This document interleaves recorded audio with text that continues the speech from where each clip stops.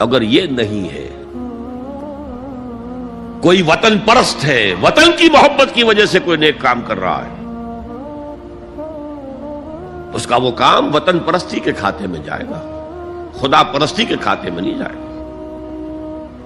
کوئی قوم پرست ہے، اپنے قوم کی محبت میں کچھ کر رہا ہے، تو اس کا وہ نیک کام قوم پرستی کے کھاتے میں جمع ہوگا، خدا کی پرستش کے لیے نہیں۔ یہ ہے موٹو کا فرق، اور یہ ہے موٹو کی اہمیت، اور اس کا تعلق ہے ایمان باللہ اور ایمان بالآخرہ سے۔ ایک حدیث میں حضور نے فرمایا کہ قیامت کے دن سب سے پہلے 3 اشخاص کا معاملہ پیش ہوگا۔ ایک وہ تھا کہ جو اللہ کی راہ میں جنگ کرتا ہوا مارا گیا تھا، دنیا میں شہید سمجھا جا رہا تھا۔ ایک وہ تھا جسے اللہ نے علم بہت دیا تھا، اور اس نے علم کو پھیلایا، خوب پھیلایا۔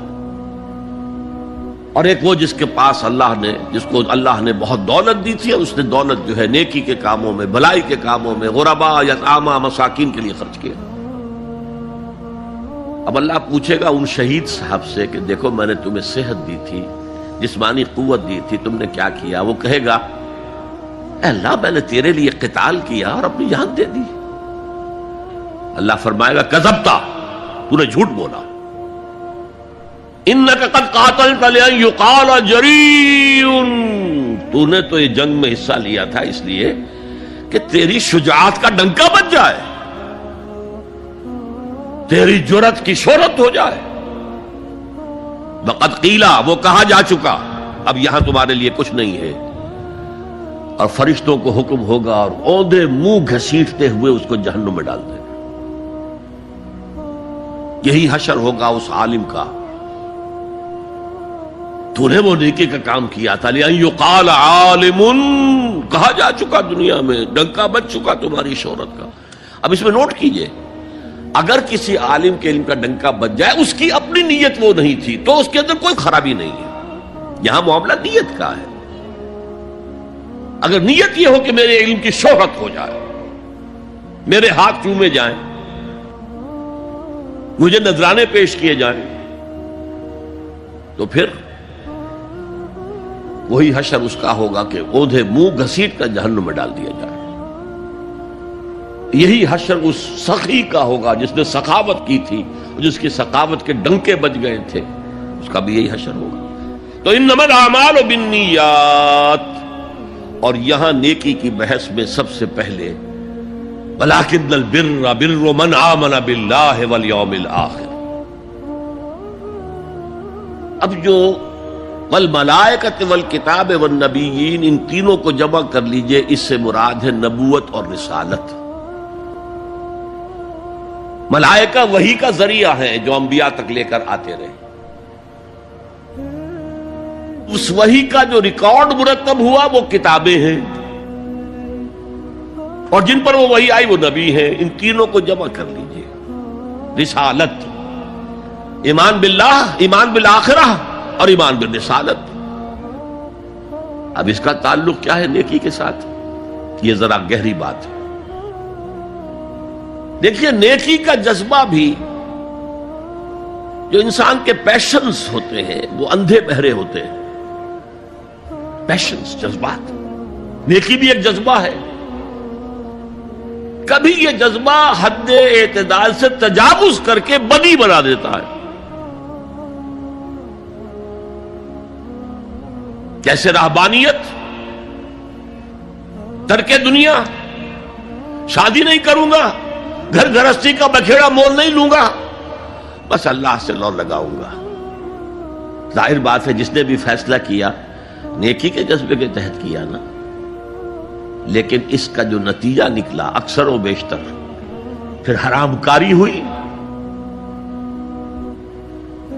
آپ عیسائیت کی جو ہے ہسٹری آف کرسچین موناسٹسزم، اس کا مطالعہ کیجئے، انہوں نے خود لکھا ہے کہ بظاہر راہب خانے ہیں، راہب اور راہبائیں رہتی ہیں، اور ان کے تہخانوں میں حرامی بچوں کے قبرستان ہو جاتے تھے۔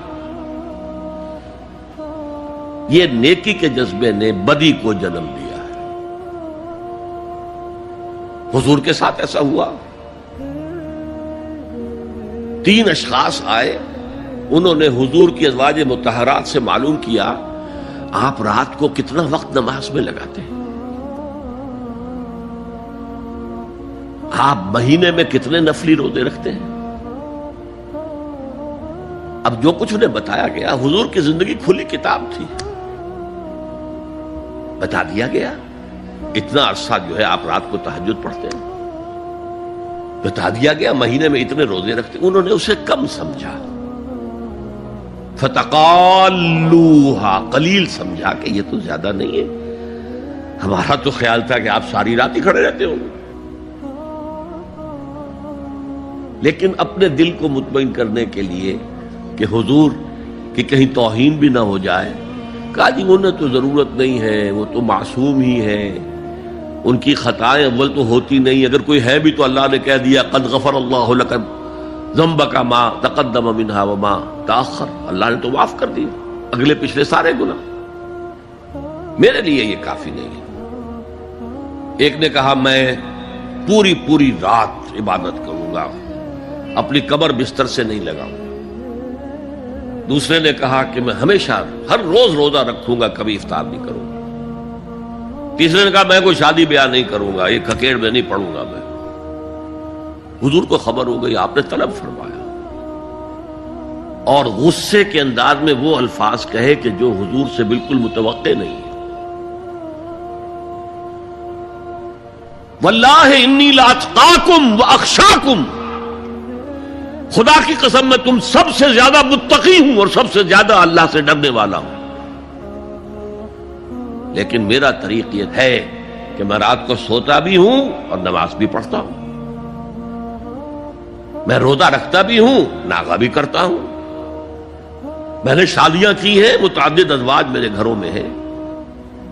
فمن رغب عن سنتی فلیس منی, جو بھی میری سنت سے ہٹا وہ مجھ میں سے نہیں ہے, میرا امت ہی نہیں ہے. تو نیکی کا جذبہ بھی حد اعتدال سے تجاوز کر کے بدی کو جنم دے سکتا ہے. ایک صحابی, نوجوان صحابہ میں سے عبداللہ ابن عمرو ابن العاص, عجیب یہ بات ہے کہ باپ جو ہے بہت بڑا سیاستدان, بہت بڑا جری سپہ سالار, بہت بڑا حکمران, حضرت عمرو بن العاص, بیٹا نہایت زاہد و عابد, مرتاس, زاہد مرتاس, ساری رات کھڑے ہیں, بستر سے کمر ہی نہیں لگائی, ہر روز روزے سے ہیں.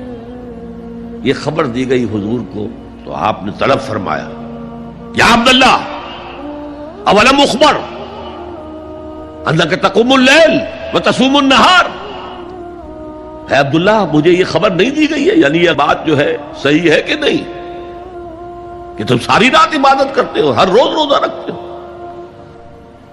کیا کہہ سکتے تھے, بلا یا رسول اللہ, حضور ایسا تو ہے. فرمایا لا تفعل, ہرگز ایسا مت کرو. فإن لزوجك عليك حقا وإن لزورك عليك حقا بل إن لنفسك عليك حقا, تمہارے نفس کے بھی تم پر حقوق ہیں, تمہاری بیوی کے بھی تم پر حقوق ہیں. ان کی زوجہ سے کسی نے پوچھا تھا تم ہمیشہ میلی کچیلی رہتی ہو, کبھی ہم نے تمہیں کسی اچھے لباس میں کسی کوئی جسے سنگھار کہہ دیتے کہ یہ میں نے دیکھا, تو ان کا کہ مجھے کیا غرض ہے, تمہارے بھائی کو تو مجھ سے کوئی غرض ہے ہی نہیں, میں کس کے لیے بناؤ سنگھار کروں. یہ بھی الفاظ آتے ہیں.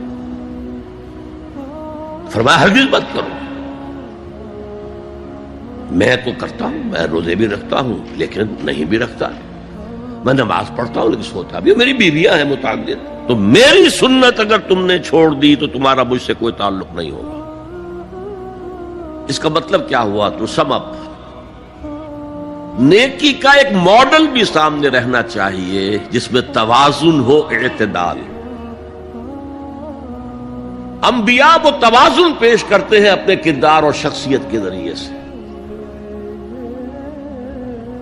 وہ جو فرمایا گیا لقد کان لکم فی رسول اللہ اسوۃ حسنہ, تمہارے لیے اللہ کے رسول کی شخصیت میں ایک اچھا نمونہ ہے. یہ نمونہ معتدل ہے، متوازن ہے۔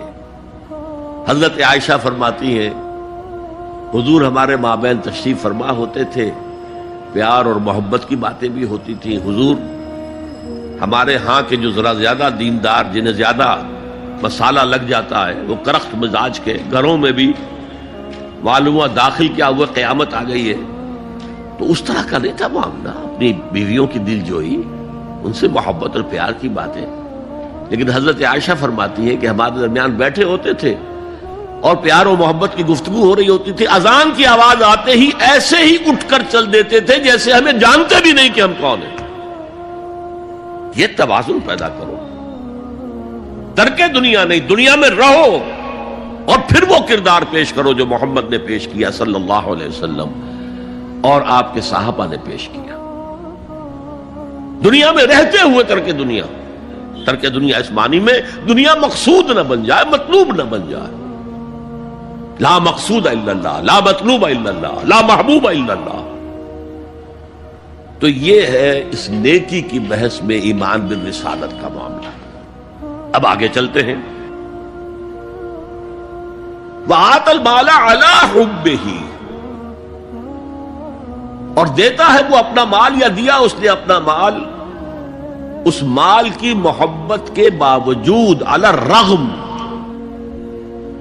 جن حضرات نے ترجمہ کیا ہے کہ اللہ کی محبت کی وجہ سے ہی اللہ کی محبت میں وہ مال دیتے ہیں، یہ غلط ہے۔ جو بحث ہو چکی ہے، موٹیویشن تو ان کی درست ہو گئی، ایمان باللہ، ایمان بالآخرہ سے، اب آگے اس کے تکرار کی ضرورت نہیں ہے۔ اور عربی میں کسی کی محبت میں کوئی شے آئے تو فی یا لام آئے گا، علی آتا ہے مخالفت کے لیے، علی الرغم۔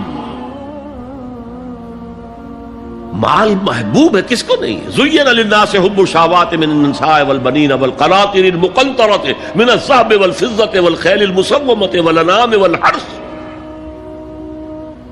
انسان کی سرشت کو اللہ سے زیادہ جاننے والا کون ہے؟ وہ فرما رہا ہے، سورہ آل عمران کی آیت ہے، مزین کر دی گئی ہے انسانوں کے لیے محبت بیویوں کی، بیٹوں کی، اور ڈھیروں مال کی، سونے کی اور چاندی کی، اور گھوڑے وہ کہ جو پیڈگری والے ہوں اور جو بہت اعلیٰ نسل کے ہوں، خیل المسومہ، نشان زدہ گھوڑے، اور مال ہو، بھیڑیں بکریوں کو گلے کے گلے ہوں، اور گائے اور بیل ہوں، اور یہ ساری چیزیں محبوب ہیں۔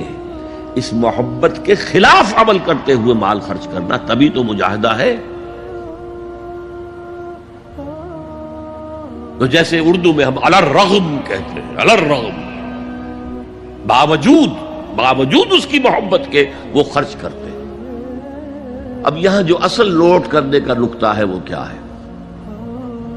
دیکھیے، اسلام کا جو نظام ہے دنیاوی، اس میں ایمان کے بعد پہلی شے نماز ہے۔ وہ جو کہا گیا ہے کہ قیامت کے دن سب سے پہلا محاسبہ نماز کا ہوگا، اور جب ہماری مسجدوں کے اندر لکھے ہوتے تھے فارسی کے اشعار، روز محشر کے جان گداز بود، اولی پرسش نماز بود،